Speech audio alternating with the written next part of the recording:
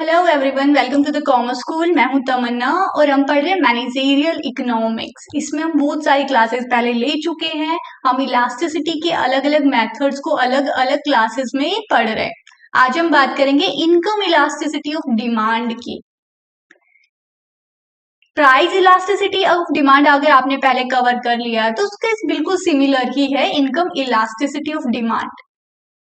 तो income elasticity elasticity का हमें पता है, हम क्या करते हैं, मेजर करते हैं डिमांड के अंदर जो चेंज होता है किसी भी फैक्टर की वजह से। और यहाँ हम क्या पढ़ेंगे, इनकम इलास्टिसिटी। तो इसका मतलब डिमांड के अंदर चेंज हो रहा है इनकम में चेंज होने की वजह से, और कितना चेंज होता है उसको हम स्टडी कर रहे हैं, इसीलिए क्या है, इनकम इलास्टिसिटी ऑफ डिमांड है। क्लियर है? तो सेल्स में या डिमांड में कितना चेंज होता है इनकम में चेंज होने की वजह से, जब बाकी के सारे फैक्टर्स कांस्टेंट है। तो हम क्या कैलकुलेट कर पाएंगे, इससे income elasticity of demand calculate कर पाएंगे। अब मान लीजिए इनकम इलास्टिसिटी ऑफ डिमांड आपकी मोर देन 1 आई है, इसका मतलब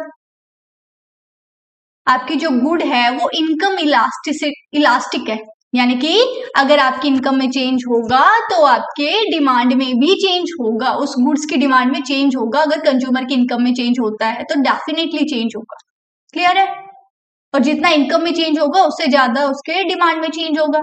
अब अगर इनकम इलास्टिसिटी लेस देन 1 है, इसका मतलब जो गुड है वो इनकम इन इलास्टिक है, यानी कि इनकम में बहुत ज्यादा चेंज करने पर डिमांड में थोड़ा सा चेंज होता है सेल्स पे, अदरवाइज नहीं हो रहा है।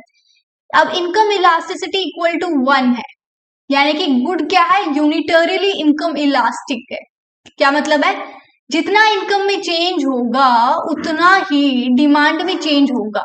जितना इनकम में चेंज है उतना ही डिमांड में चेंज है, उससे ना ज्यादा ना कम। तो क्या है, इलास्टिसिटी ऑफ डिमांड क्या निकल आई इनकम के थ्रू, यहाँ पे 1 निकल कर आई है। अब इसका देखिए, आपको पता है प्राइस इलास्टिसिटी का क्या मेथड था कि percentage change in quantity demand divided by percentage change in income, और यहाँ पे भी सिमिलर ही है। सॉरी, जो प्राइस वाला जो इलास्टिसिटी हम निकाल रहे थे उसके अंदर क्या था, हम डिमांड में percentage change divided by price में परसेंटेज चेंज, और ये क्या है, इनकम इलास्टिसिटी है। इसीलिए क्या कर रहे हैं, डिमांड में तो कर रहे हैं परसेंटेज चेंज, लेकिन नीचे डिवाइडेड बाय किससे कर रहे हैं, इनकम में परसेंटेज चेंज से। यानी कि आपकी इनकम में कितना चेंज आता है और फिर आपकी डिमांड में कितना चेंज आ रहा है, उनको कंपेयर करके, उनको कैलकुलेट करके आप क्या कैलकुलेट करोगे, इनकम इलास्टिसिटी को। और ये प्राइस इलास्टिसिटी से सिमिलर है एकदम, सिर्फ इतना सा डिफरेंस है कि जब आप प्राइस इलास्टिसिटी ऑफ डिमांड को निकालते हो तो सामने एक माइनस का साइन लगा देते हो। क्यों? क्योंकि प्राइस और डिमांड में क्या है, नेगेटिव रिलेशनशिप है। क्लियर है? अगर हम नॉर्मल गुड्स की बात कर रहे हैं, नॉर्मल गुड्स के केस में क्या होता है, प्राइस और डिमांड में नेगेटिव रिलेशनशिप है। अब नॉर्मल गुड्स के बाद ही नॉर्मल गुड्स का केस ही हम डिस्कस कर रहे हैं, और इसमें इनकम और डिमांड में क्या है, पॉजिटिव रिलेशनशिप होता है।